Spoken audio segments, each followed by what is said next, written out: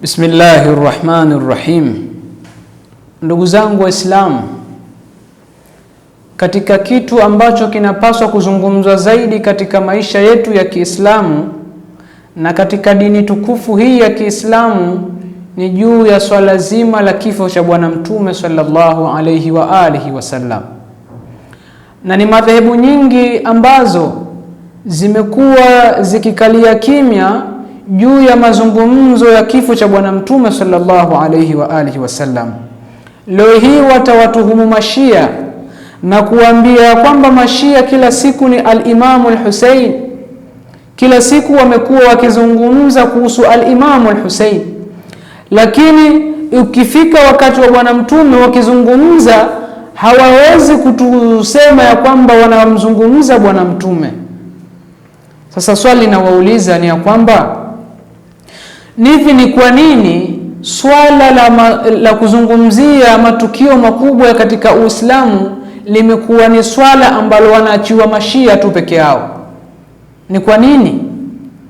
Ni kwa nini Mashia ndio wamekuwa wanazungumza matukio? Al-Imamu al-Hussein, mjukuu wa Bwana Mtume sallallahu alayhi wa alihi wasallam, aliuliwa katika ardhi ya Karbala. Mwisho wa siku Mashia ndio wamekuja kulichukulia hili jambo kidete na kuweza kulitangaza na kuhuzunika kuonesha kwamba mjukuu wa Bwana Mtume kauliwa.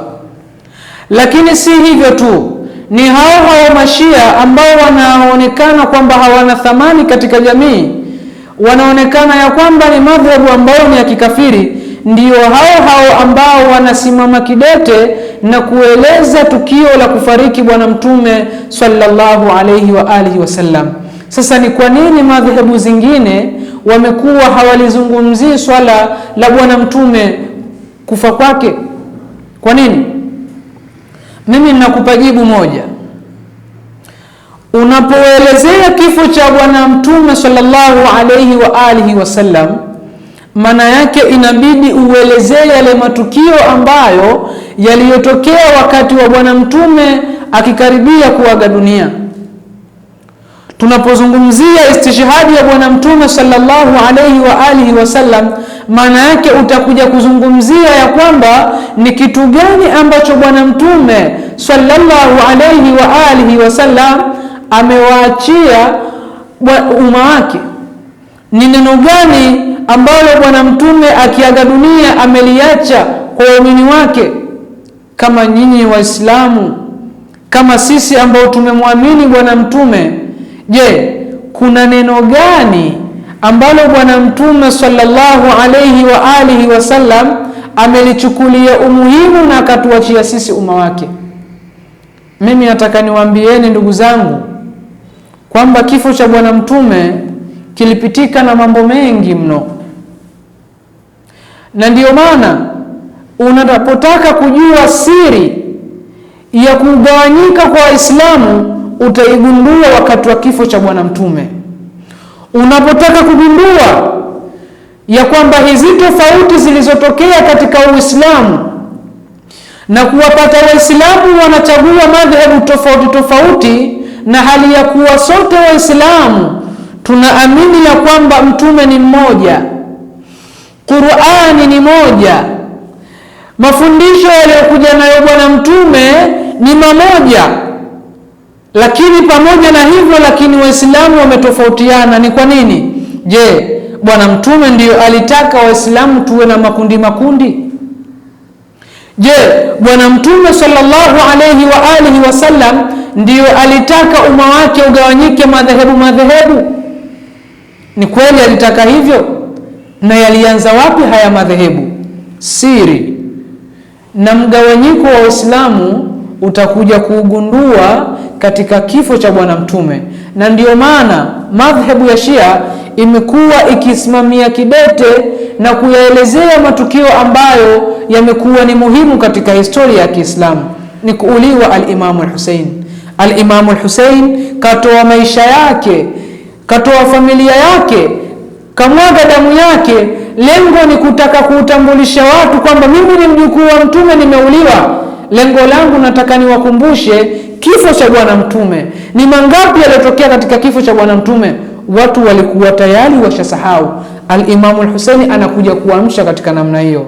Na leo tunakuja kumzungumzia Bwana Mtume sallallahu alayhi wa alihi wasallam kama tukio muhimu zaidi katika umma wa Kiislamu.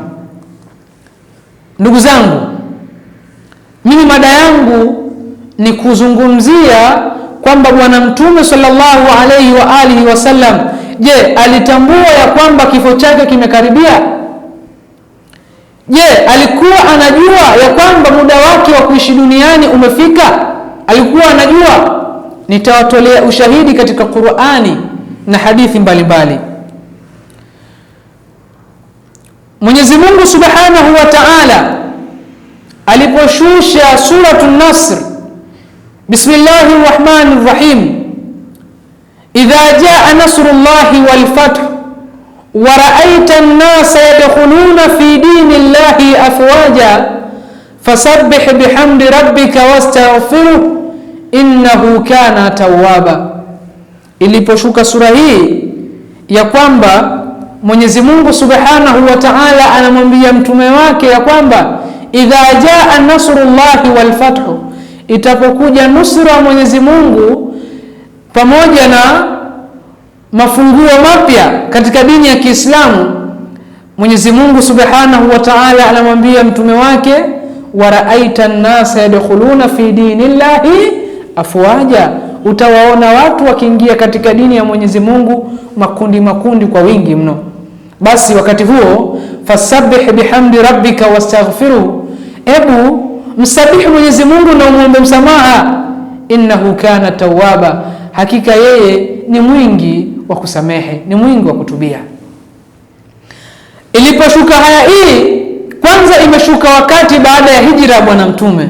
Mwenyezi Mungu Subhanahu wa Ta'ala anamwambia Bwana Mtume wake itafika wakati huo, na aya hii inazungumzia masuala ya Fathu Makkah, kwa sababu wakati huo walikuwa watu wa Makkah hawajamwamini Bwana Mtume ukweli wa kumwamini.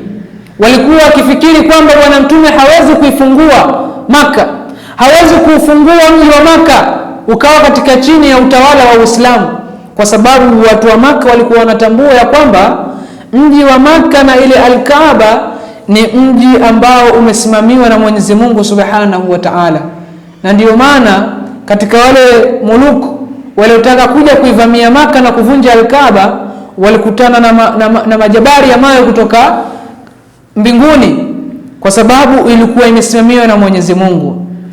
Na watu wa Makkah walikuwa wakifikiria Bwana Mtume hawezi kuifungua Makkah kama hatakuwa na jambo la haki. Alipoweza kuifungua Makkah, ndipo watu wakakatambua ya kwamba Bwana Mtume yupo katika haki, wakaingia katika dini kwa makundi mengi mno. Sasa unapoitazama sura hii moja kwa moja, unaona ya kwamba sura hii haiashirii chochote katika habari za kifo cha Bwana Mtume. Sasa ilikuwa vipi mpaka Bwana Mtume anatambua ya kwamba sura hii imeshuka kubashiria mambo ya kifo? Wakati iliposhuka sura hii, Bwana Mtume akawasomea maswahaba wake. Maswahaba walifurahi sana kusikia maana hii na kuona dunia yao imefuata nusra. Lakini cha ajabu, katika maswahaba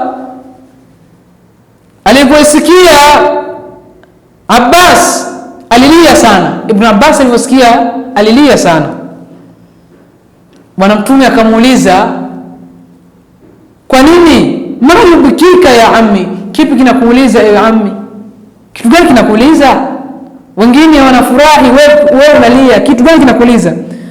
Ibn Abbas akasema, adhunnu annahu qad na'aita ilayka nafsaka ya Rasulullah, nadhania ya kwamba unajitolea habari za kifo juu ya nafsi yako ya Bwana Mtume. Bwana Mtume akasema, innahu laka ma taqul, hakika ndivyo unavyosema, ni kweli natoa habari za kifo changu.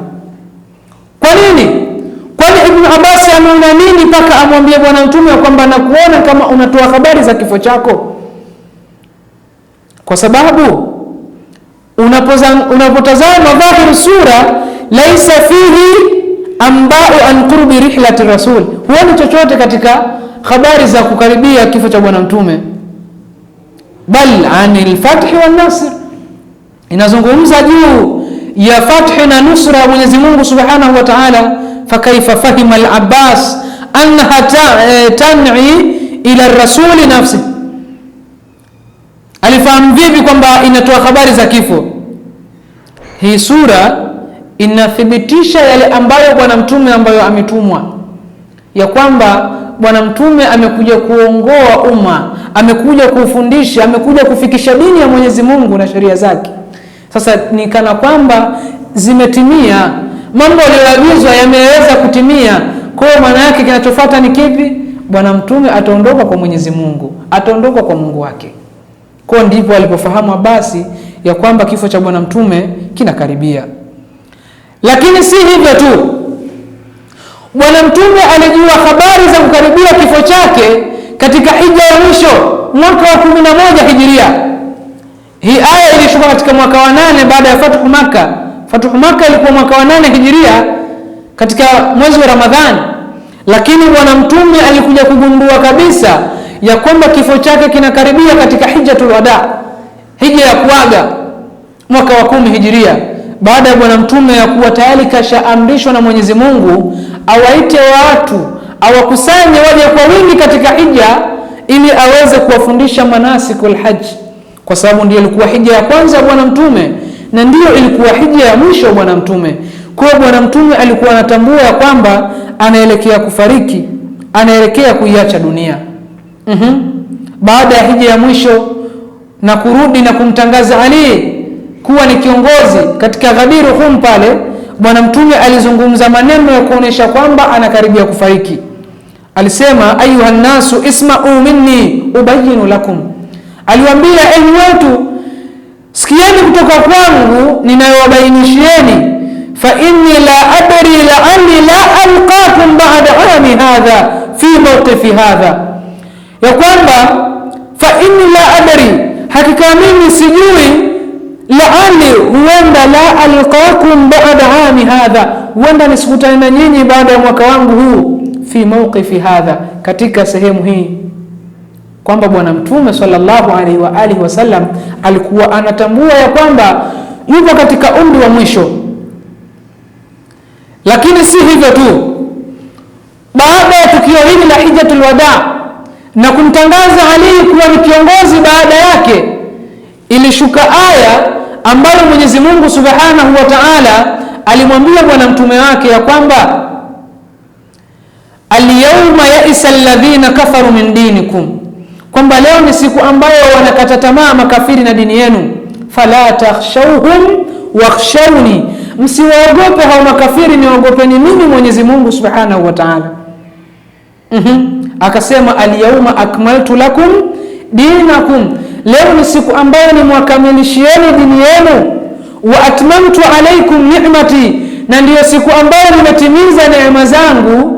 Wa raditu lakum al-islam dina, na ndiyo siku ambayo nimeridhia kuwa Uislamu ni dini. Hebu tazama haya maneno Mwenyezi Mungu Subhanahu wa Ta'ala aliyokuwa akimwashiria bwana mtume, baada ya kuwa bwana mtume kashatimiza ule wajibu wa kumtangaza kiongozi baada yake. Mwenyezi Mungu anakuja kumwambia maneno haya. Hii ni ishara ya kuonesha moja kwa moja bwana mtume yupo katika umri wa mwisho na jambo lake tayari kashalitimiza. Na tunapoelekea katika tafsirul maani, tafsiru Razi, tunaona kabisa tafsiru Ruhul Maani, zote zinaelezea kwamba bwana mtume baada ya kushuka aya hii hakuweza kumaliza siku 81 aliaga dunia. Kwa hiyo moja kwa moja kuna viashiria vya kuonesha ya kwamba bwana mtume sallallahu alaihi wa alihi wasallam alikuwa anajua ya kwamba kifo chake kinakaribia. Swali la wauliza, zimesikika skendo nyingi sana na mno katika misikiti mbalimbali na kwa mashehe mbalimbali wakiashiria ya kwamba bwana mtume aliondoka hajaacha kiongozi. Swali na wauliza, leo hii mtu akitaka kufariki anaacha usia, anaacha mambo, anaacha mtu wa kuendelesha mambo yake, akijua tu kwamba anakaribia kufariki, anaacha mambo, ameweka sawa. Bwana mtume sallallahu alaihi wa alihi wasallam amepambana na mambo mengi sana kueneza dini ya Kiislamu. Alikuwa anatambua umuhimu wa dini ya Kiislamu, ni lazima apatikane mwendelezeshaji. Pasina kupatikana mwendelezeshaji, maana yake kazi yake na juhudi zake zitakuwa zimeenda bure. Kweli unataka uniambie Bwana Mtume alikuwa hajaacha kiongozi na alikuwa anatambua ya kwamba siku zake zimekaribia kufa, asiache mazingira ya kuacha dini salama katika mikono salama? Ndipo ambapo utakuwa kuja kuamini ya kwamba lile kitendo cha Mwenyezi Mungu Subhanahu wa Ta'ala kumwamrisha amri kali Bwana Mtume ya kwamba afikishe jambo ambalo anatakiwa kulifikisha, ilikuwa ni kumtangaza kiongozi baada yake, na tuliona katika Eidul Ghadir. Sasa ndugu zangu, hii ndiyo maana ya Wamashia kuelezea kifo cha Mtume, kwa sababu kuna mambo mengi yamepitika katika kifo cha Bwana Mtume. Kuna mengi ambayo yamepitika Waislamu wengi hawayajui. Kuna siri na mambo mbalimbali yalipitika na ikhtilafu mbalimbali za maswahaba yule Bwana Mtume. Sasa nawaomba fuatilieni haya maswala na hivi vipindi mbalimbali kutoka kwa mashekhe mbalimbali, mtakuja kugundua